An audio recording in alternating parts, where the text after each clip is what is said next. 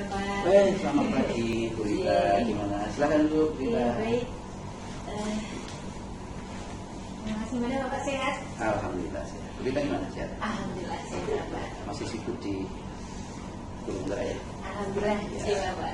Ini selesaikan saja semuanya program itu. Iya baik. Baik, Assalamualaikum warahmatullahi wabarakatuh. Bapak Ibu guru yang hebat. Perkenalkan saya Rita Sriwahyuningsih. Saya adalah CGP Angkatan 9. Di mana di kesempatan hari ini saya ingin melakukan tugas yaitu tentang demonstrasi kontekstual di modul 3.1. Di mana di modul ini yaitu bagaimana cara mengambil sebuah keputusan yang berbasis nilai-nilai sebagai seorang pemimpin, yaitu berbasis nilai-nilai kebajikan. Itu, dan bersama saya saat ini beliau adalah Bapak Yon Faktunal Huda SPD MA selaku Kepala Sekolah SMK Negeri 1 Saida.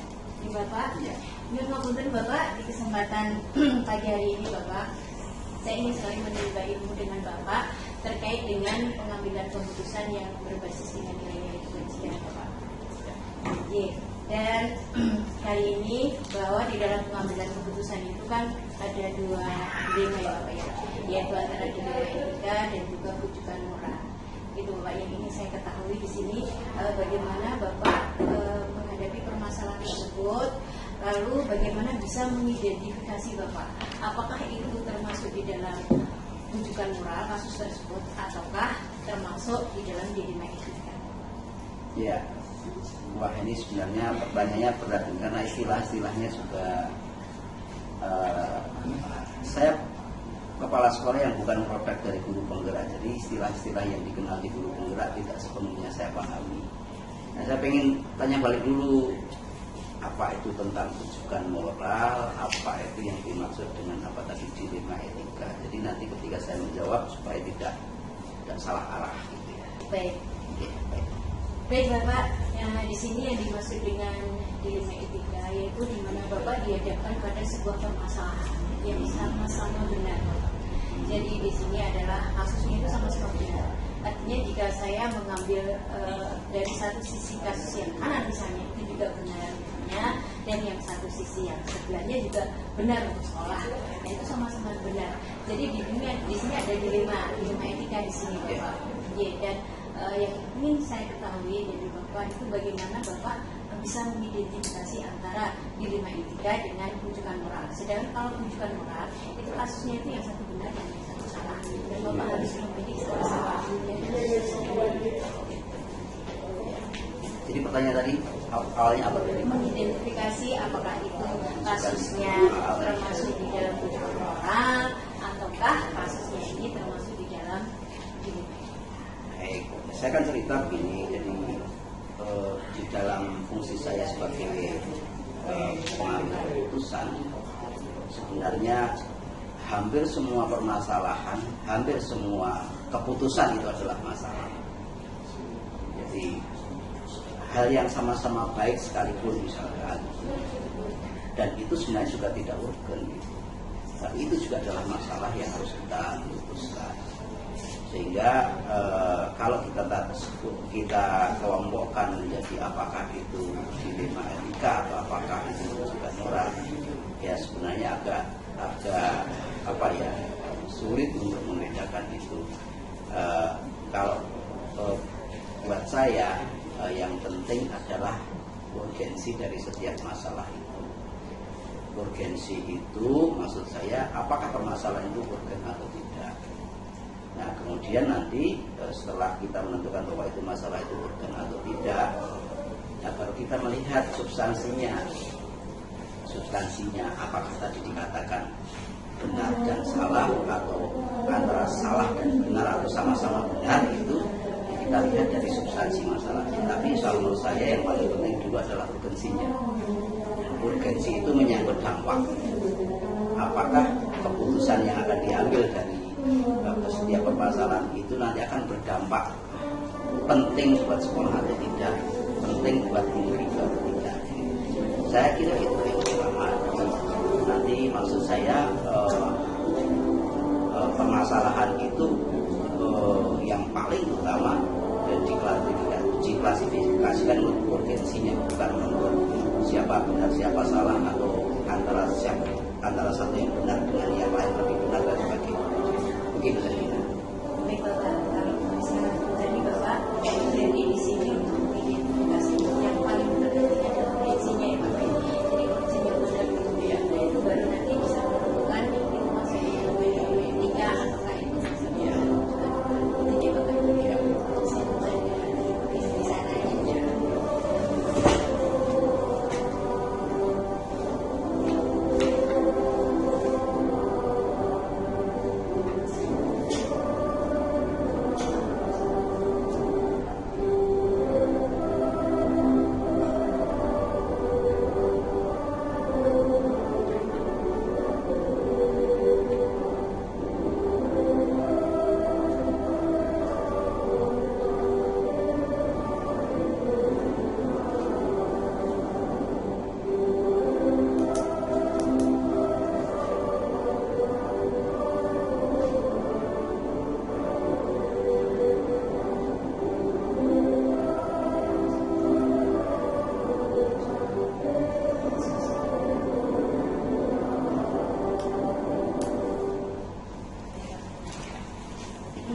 Baik Bapak, selanjutnya tadi kan sudah tahu urgensinya.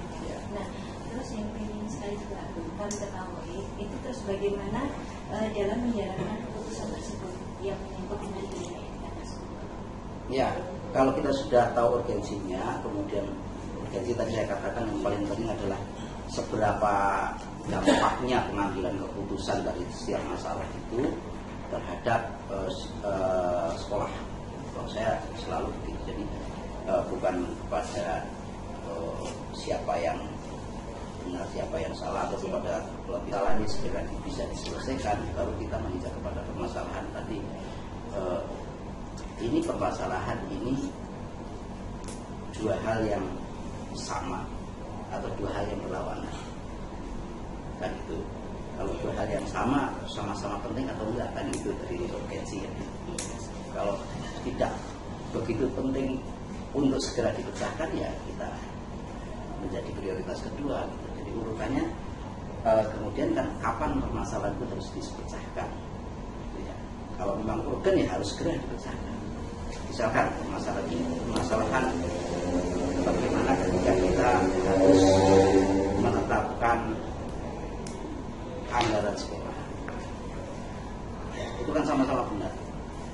Jadi tidak ada anggaran sekolah yang salah, tapi kan permasalahannya kan seberapa penting sebuah kegiatan harus kita anggarkan di dalam anggaran sekolah atau kita prioritaskan di dalam anggaran sekolah. Kalau memang dua-duanya itu sama-sama penting, ya berarti masih ada yang bisa kita lihat lagi, segera harus diatasi atau tidak kan? Dan segera diatasi atau tidak berarti menyangkut waktu kapan harus segera diputuskan gitu. Nah, kalau permasalahan yang berkaitan dengan apa tadi benar atau salah, ya saya kira ini lebih mungkin kepada permasalahan yang sifatnya personal ya. Misalkan ada apa perselisihan atau ada konflik kepentingan dan sebagainya, maka pasti saya yakin dua hal yang meskipun secara umum dapat dikatakan yang satu benar yang satu salah, tapi secara individual masing-masing pasti memiliki anggapan bahwa dialah yang paling benar kan gitu. Nah, harus objektif berarti, harus ada standar yang bisa kita tetapkan apakah ini benar atau benar salah. Jadi harus ada standar norma yang harus kita ikuti, entah itu berupa peraturan, entah itu berupa kebijakan, atau bahkan ini juga berupa nilai-nilai moral saja gitu ya. Apa ada istiadat dan sebagainya, kebiasaan sekolah dan sebagainya, itu yang mungkin bisa menjadi pertimbangan. Jadi kesimpulannya begini, kalau memisahkan antara dilema etika atau dilema apa tadi rujukannya itu, kalau sekali lagi saya satu urgensi, kedua seberapa cepat waktu yang tersedia. Jadi urutan prioritas waktunya harus diselesaikan segera. Yang ketiga, kalau sudah menyangkut masalah urusan personal, mana harus memisahkan antara benar dan salah, harus ada standar, entah itu peraturan, entah itu norma, entah itu kebiasaan. Begitu saja. Baik, Bapak.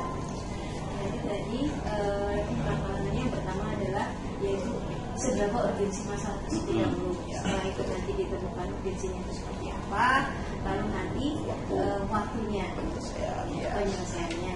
Setelah itu baru ada standar waktunya seperti apa.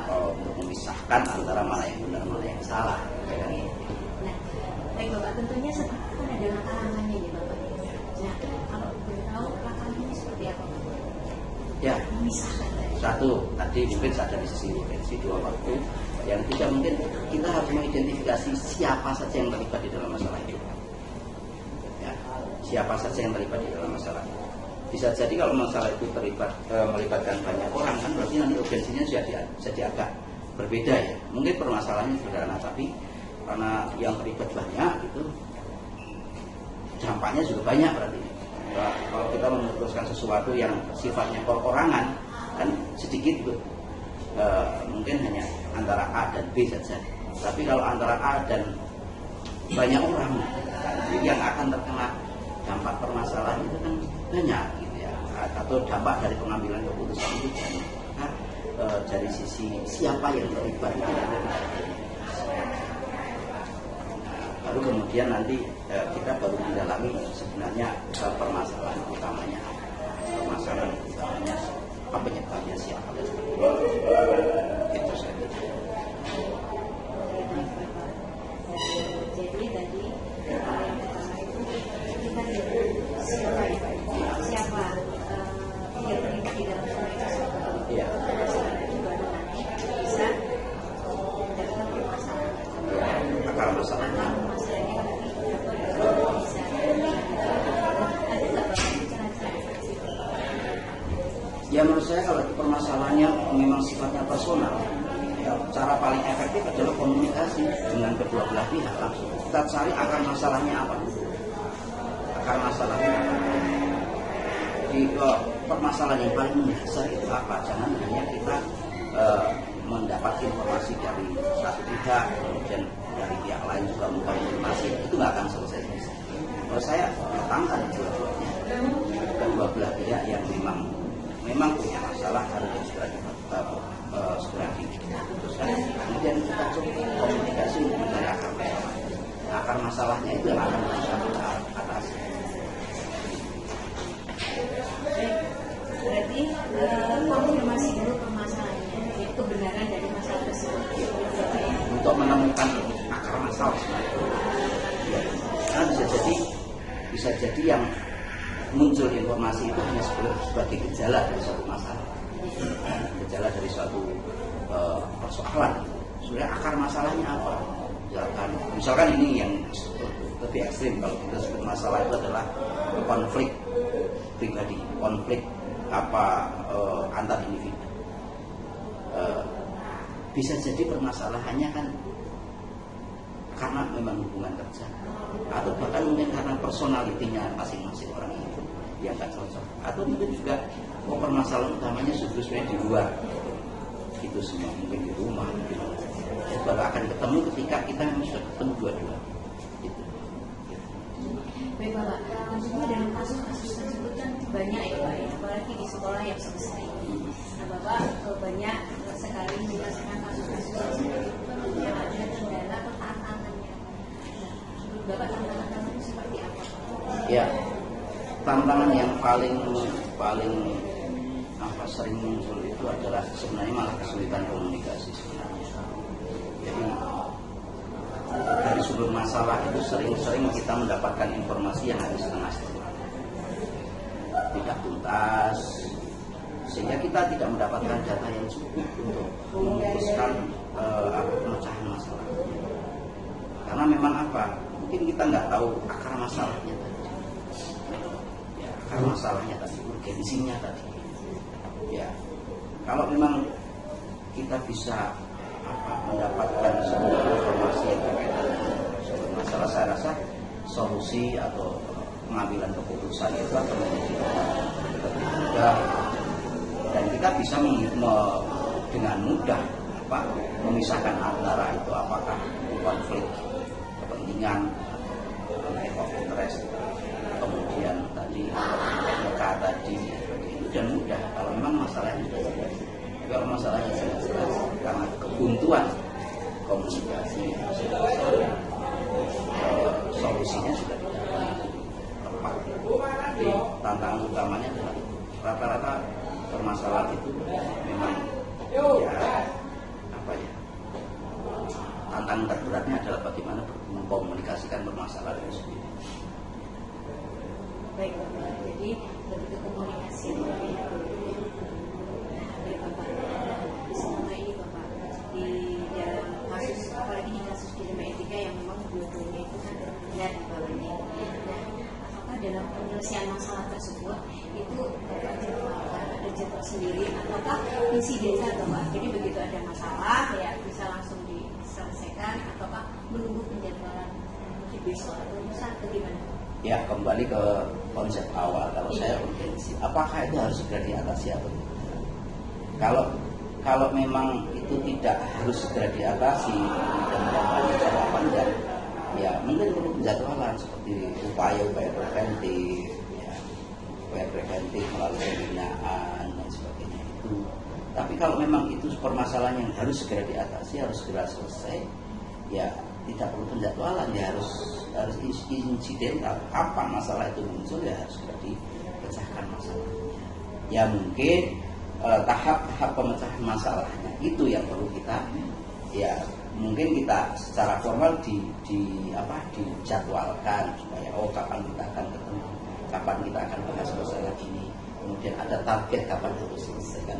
Tapi setelah ditemukan masalah. Jadi sebelumnya tidak ada penjadwalan untuk menyelesaikan masalah tertentu. Masalahnya juga munculnya kapan kita nggak tahu kan. Tapi kalau memang itu misalkan masalah-masalah yang umum yang memang tidak terlalu tentu segera dipecahkan solusinya, ya bisa ada jadwal pemecahan masalahnya, yaitu jadwal-jadwal seperti namanya preventif, ya. Jadi usaha-usaha preventif, kegiatan-kegiatan yang mengarah kepada pencegahan terjadinya masalah. Itu kalau itu bisa dijadwalkan kan, gitu, karena memang kita bisa memprediksi masalahnya bisa dia. Baik Bapak, jadi sesuai dengan kasusnya nih Bapaknya. Ya. Iya, jadi bisa juga dijadwalkan kalau memang kasusnya jangka panjang, tapi juga pada saat itu jika memang harus diselesaikan nanti bisa diselesaikan saat ini. Nah, tentunya gini, dalam mengambil sebuah keputusan tidak mudah dalam mengambil keputusan. Nah, adakah Bapak kerjasama atau bisa ada seseorang begitu yang bisa diajak sharing terkait keputusan yang akan Bapak ambil atau dulu Bapak? Dalam pengambilan keputusan, kalau saya ya lebih cenderung untuk melibatkan orang lain. Kenapa? Karena saya percaya bahwa adanya pendapat itu akan menjadi keputusan, akan menjadi lebih baik. Ya, pendapat paling tidak menjadi lebih baik. Ya, paling tidak akan menjadi bahan pertimbangan buat kita untuk mengambil satu final, ya, keputusan finalnya. Kalau kita hanya mendengarkan diri sendiri, bisa jadi itu terlalu subjektif, ya, kebenaran hanya menurut kita. Nah, melibatkan orang lain yang relevan, bisa jadi mungkin dari yang relevan dengan sumber masalahnya, atau yang relevan dengan urusannya, yang relevan. Ini misalkan tentang kesiswaan, saya harus melibatkan orang yang kesiswaan. Ini tentang SDM, ya, berarti saya harus melibatkan teman-teman dari SDM. Ini tentang personal. Berarti mungkin saya harus melibatkan orang yang dekat dengan personal itu, atau orang yang bisa memiliki kompetensi cukup dari hal sosial misalnya. Ya, selalu saya lebih senang dengan pengambilan keputusan itu bukan hanya karena keputusan pribadi.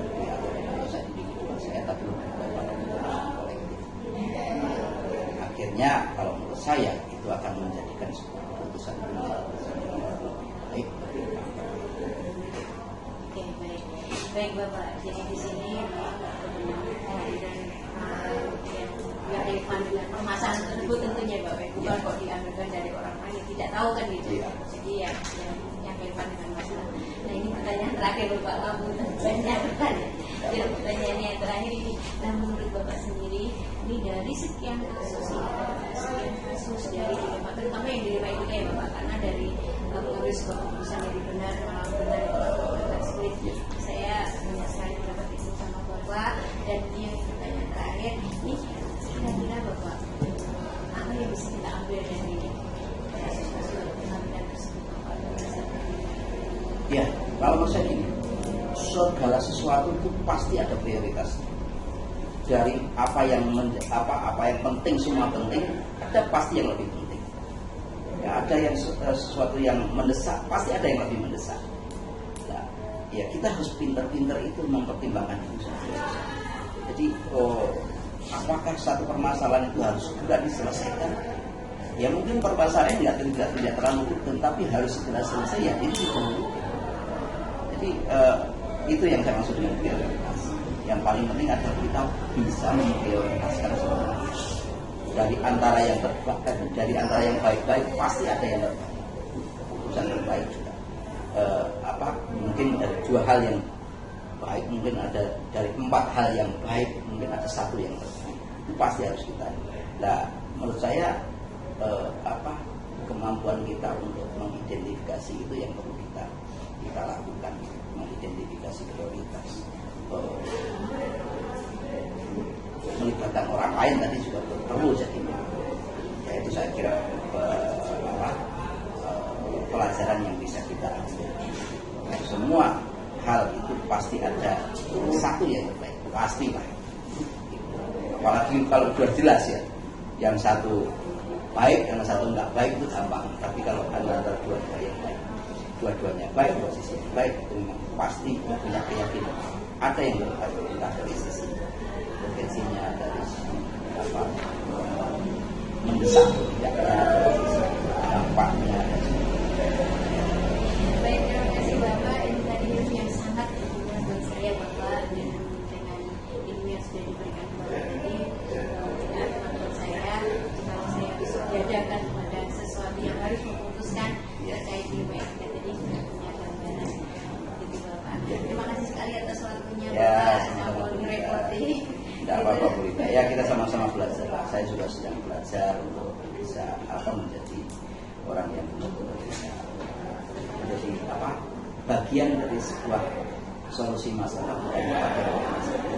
Meskipun manusia itu kan tidak bisa lepas dari masalah, hidup sendiri adalah masalah. Itu mudah-mudahan Bu Rita juga sukses. Ya, ini proses kedewasaan. Terima kasih. Terima kasih Pak. Oke, terima kasih. Ya,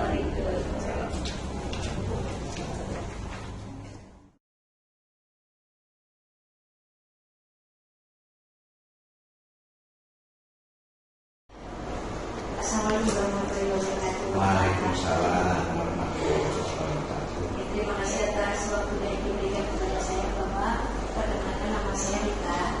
Saya Rita Simak Indonesia Bapak. Saya CGP Angkatan 9 dari Kultura Angkatan 9. Dan kebetulan hari ini saya diberi tugas untuk demonstrasi kontekstual, yaitu di mana di modul 3.1 itu mengenai pengambilan keputusan berdasarkan dari keputusan Bapak.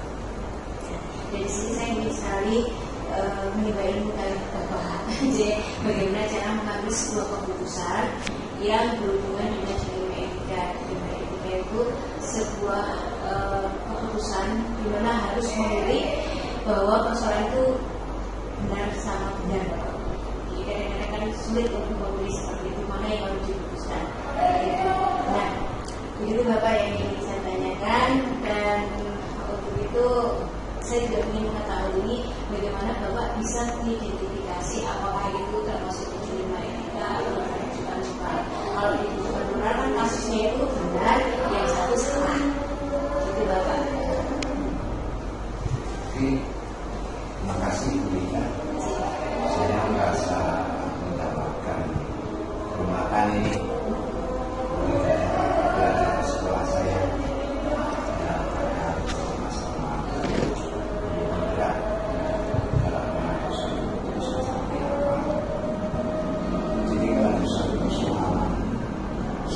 biasanya mencari info dulu,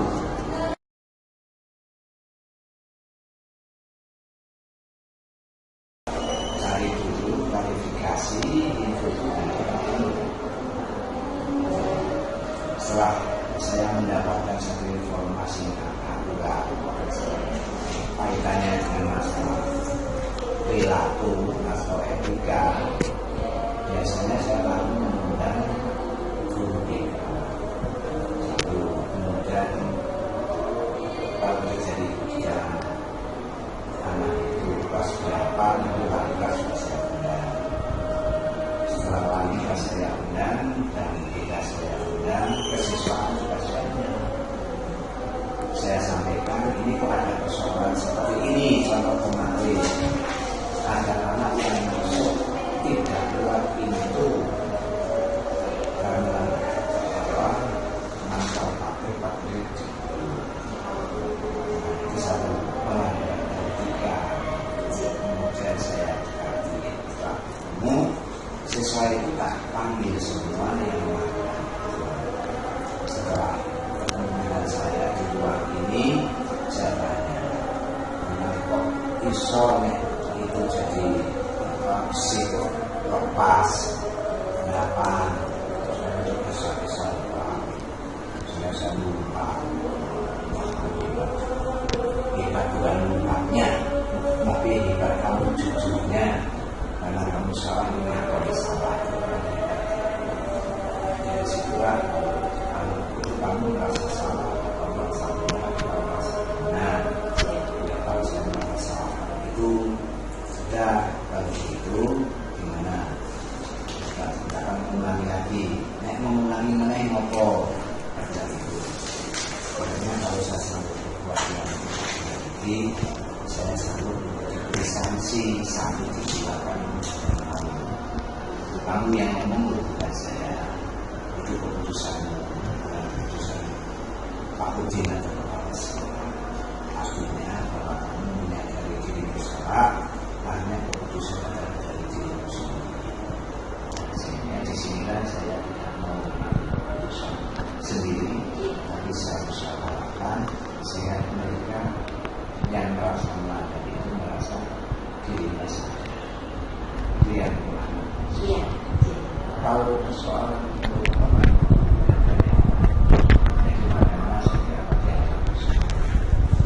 biasanya memang saya undang juga antara guru yang masalah atau mungkin juga guru yang sudah istilahnya suka ngompori. Ada aja di mana-mana ngompori.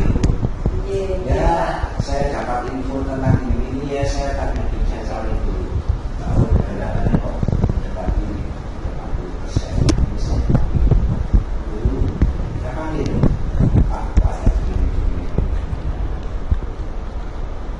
Dia ya karena namanya guru ya pintar ngomong, tapi saya jangan sampai kalah orang yang ngomong. Ini ada menyadari memang saya yang pernah ngomong dengan siswa itu jadi sifat mau justru anak yang tes kemudian penjelasan tentang sekolah kita, nek orang puas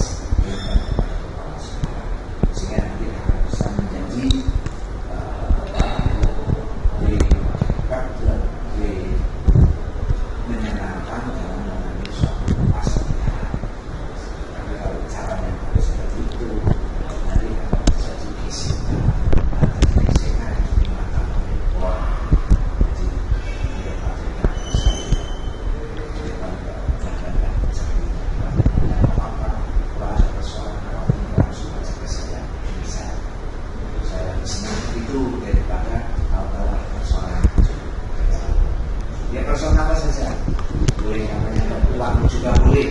Saya dapat ada apa misalnya ingin tahu masalah uang ya saja cuma apa yang mungkin masukannya pengeluaran boleh saya jawab. Jadi saya akan mengambil pastinya ya seperti itu. Saya usahakan kita cari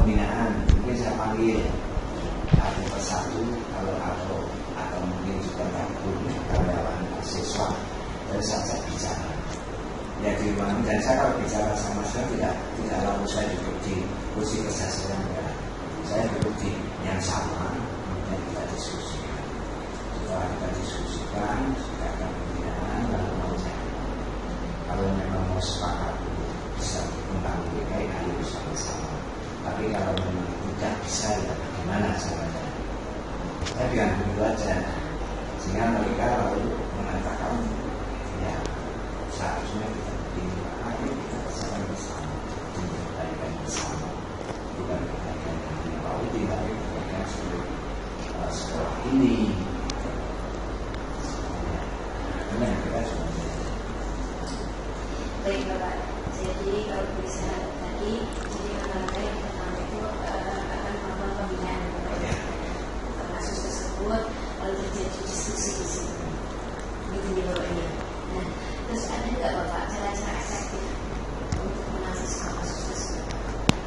efektif untuk Menangani kasus tersebut. menangani Iya. kasus secara efektifnya bagaimana? Efektifnya bagaimana? Itu sebenarnya untuk lebih efektif gitu. yang lebih efektif Iya. sebenarnya mereka memang kita undang Oke. kita undang dulu klarifikasi persoalan, kemudian juga saya kembalikan kepada mereka yang punya persoalan mau apa. Kalau mereka tidak mau mengambil suatu sikap dan keputusan, maka saya dengan sama pilihan apa yang Anda pilih. Kembalikan lagi. Iya, saya kembali lagi. Kalau saya administrasi, dan saya jelaskan. Tapi kepastian adalah harus ada yang kepastian. Karena persoalan ini bukan timbul dari saya, tapi bukan timbul dari kami. Oh, jadi solusi itu dari mereka sendiri. Bagaimana ini ada kasus seperti ini muncul yang membuat ada mereka dan mereka sendiri bagaimana harus bisa menyelesaikan kasus tersebut dari Bapak. Kalau yang menyangkut dengan administrasi, ya saya percaya. Contoh ibu ya, Jadi, ada guru tuh dia ngomong dengan saya, Pak saya akan monitor taman sehingga saya akan mengurangi jam mengajar di sini. Boleh Pak, kalau Bapak sebagai seorang kapolri mau monitor, saya tidak bisa menghalang-halangi tentang itu.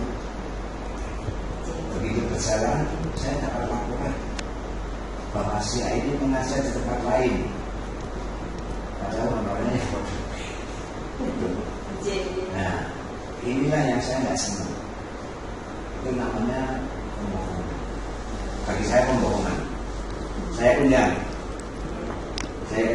sekarang gini sehingga Bapak sekarang saya kabulkan menjadi pendidik aja. Di sini ditinggalkan aja Bapak supaya Bapak bisa kalau saya tidak mendidik. musik. Ya gitu. Sehingga satu saya berikan surat bukan suratnya pemberhentian, tapi saya memenuhi permintaan Anda menjadi pendidik. Gitu. Setelah itu mulai detik tanggal berikutnya sudah tidak bisa disebut. Ujian laporan ke pengawas. Pengawas sama ke sini. Saya setelahnya dimulai, tapi jawab saya itu saya sebenarnya saya rasa tidak jabatan ini jabatan itu, tapi beliau mengatakan saya monitor bisa di cross check sendiri, maka surat saya adalah saya mengabulkan dia minta makan saya tidak bisa mengatakan kalau pengawas mengatakan begini nanti panggilannya bagaimana. Saya nggak jawab apapun yang saya lakukan saya bisa melakukan. Nah, mana lagi itu? Kalau mana lagi tidak akan membuat silakan melakukan. Bisa contohnya seperti itu. Saya mengatakan sesuatu persoalan. Baik Bapak. Nah, terus menghadapi sebuah keputusan seperti itu tentunya ada tantangannya Bapak. Ya. Banyak tantangannya. Nah, mohon bisa Ya tantangan itu memang banyak sekali, terutama dari guru-guru ya, guru yang mungkin sengaja gitu ya. Tapi lemah harus tes ngomong. Itu tidak pernah saya respon. Bagi saya kalau itu saya respon, artinya justru akan malah membuat pengembangan yang tidak baik. Yang benar saja. Jadi kalau ada kemudian setelah itu saya biasa setiap bulan kan ada pembinaan semua selalu tanggal 1 saya ada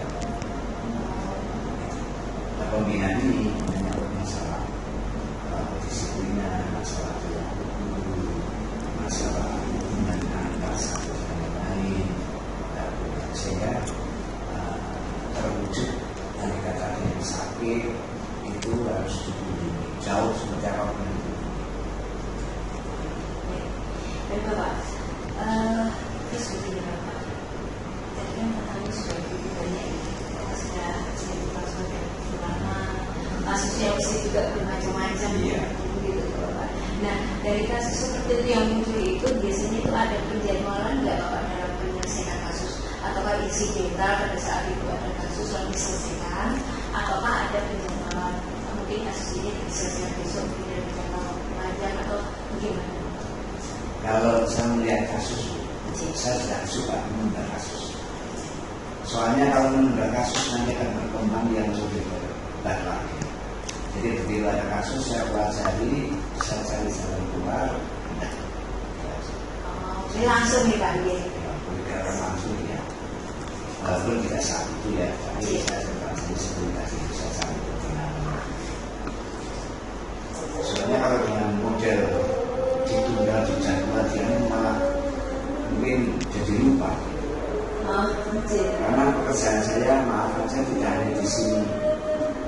Pekerjaan saya cukup lumayan mengatasi persoalan yang lebih berat lagi. Misalnya terjadi pertengkaran antar suku dan juga persoalan tentang pendirian rumah ibadah yang bersih. Biasanya berarti ini bisa. Jadi persoalannya ya kalau sekolah saya kan nggak boleh. Begini Bapak, terus adakah kalau dalam keadaan keputusan itu Bapak sendiri yang mengambil suatu keputusan, ataukah ada sharing dari Bapak atau siapa yang bisa terlibat di dalam keputusan? Jadi tadi saya katakan bahwa mengambil suatu keputusan suatu persoalan itu seharusnya musyawarah. Kemudian kalau memang itu datangnya dari yang bersangkutan, ya saya minta pilihan. Anda mau pilih yang mana? Mau tetap bergabung, katakan itu atau tidak. Kalau bergabung ya tolong persoalan-persoalan itu harus bisa diselesaikan dengan baik. Jadi saya memegang prinsip menyelesaikan satu persoalan adalah musyawarah. Oh iya, dan dimusyawarahkan. Prinsip saya gitu, saya tidak mau otoriter, walaupun punya hak untuk otoriter, tapi saya paling tidak suka. Tanya saya Bapak, ini Bapak dari berbagai macam kasus, Bapak sudah banyak sekali menangani kasus-kasus, mengambil keputusan yang begitu banyak. Ini kira-kira hal penting apa yang bisa diambil hikmahnya Pak, yang bisa diambil dari keputusan tadi Pak, terutama yang menyangkut dengan. Ya, jadi adanya persoalan yang muncul itu ternyata ada hikmahnya yang lain. Nah, saya tidak tahu hikmah apa yang muncul, tapi ternyata dengan penyelesaian persoalan itu dengan cara hati ke hati terbuka, akhirnya ke depan menjadi berhubungan itu akan semakin lebih baik, dan juga orang itu selalu berubah perilakunya tanpa disuruh.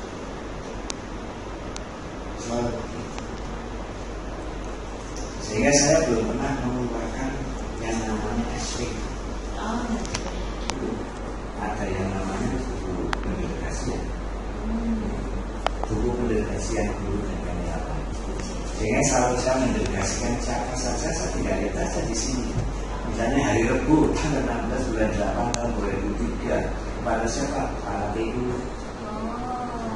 Isinya apa? Nah, dimohon Pak Presnya ke kepala TU-nya. Ya, ini untuk mengikuti undangan di hari Rabu. Jadi ada apa namanya pengendalian. Jadi selesai saya tanya, apa hasil ini? Jadi semuanya itu. Jadi kalau udah habis saya ngambil lagi. Ini untuk yang kedua. Kemudian pendelegasian atau untuk apa namanya dispensasi anak ujian, tetapi belum bisa mengambil kartu ujian karena belum membayar. Maka orang tua yang harus membuat pernyataan. Nah, seperti ini misalnya. Hari Rabu tanggal 29 pada bendahara sekian, nama, ya kelas berapa, 1 nomor pas boleh diberikan karena penyelesaian administrasi pada tanggal sekian. Ini peraturannya. berarti tidak ada penahanan kartu di luar. Tidak ada sama sekali. Itu sedangkan ini ada kewajiban orang, jangan dicampur. Hak anak tetap kewajiban orang tua. Makanya semua persoalan terdeteksi. Karena saya punya buku temuan penting. Oh, Misalnya ini hari Senin tanggal 22 bulan 10 tahun 18 yang dulu. Mapel kejuruan tour guiding gestur apa planning kosong. baik Bapak, alhamdulillah setelah tadi saya mendengar banyak sekali ilmu dari Bapak tentang bagaimana cara mengambil keputusan. Alhamdulillah saya banyak menerima ilmu Bapak dan mudah-mudahan ilmu yang diberikan kepada saya ini nantinya jika suatu saat saya dihadapkan pada keputusan-keputusan yang harus saya ambil bisa menjadi acuan saya Bapak. Itu dan juga tadi ada buku-buku yang memang sangat perlu sekali, sangat penting Bapak. Jadi mungkin juga ini informasi baru ke saya Bapak, pengalaman baru dan benar-benar juga akan diterapkan di dalam kerjaan selanjutnya Bapak jika saya diajak berbagi untuk memutuskan sebuah permasalahan. Mungkin ini Bapak yang bisa saya sampaikan dan saya mengucapkan terima kasih sekali kepada Bapak Dr. Andes M. Najmuddin M.P. yaitu Kepala Sekolah SMK Dirgantara Putra Bangsa. Terima kasih sekali Bapak atas waktu, kesempatan dan ilmu yang telah diberikan kepada saya. Saya juga terima kasih pula pada Bu Wali. Kiranya semoga membawa keberkahan untuk kita semua. Tuhan insya Allah akan memberikan satu jalan keluar para perusahaan yang ada dan juga akan melapangkan rezeki serta kebahagiaan bagi orang yang selalu melakukan silaturahmi. Dan ini menjadi silaturahmi yang membawa berkah itu lepas. Baik Bapak, kami cukupkan. Mohon pamit Bapak.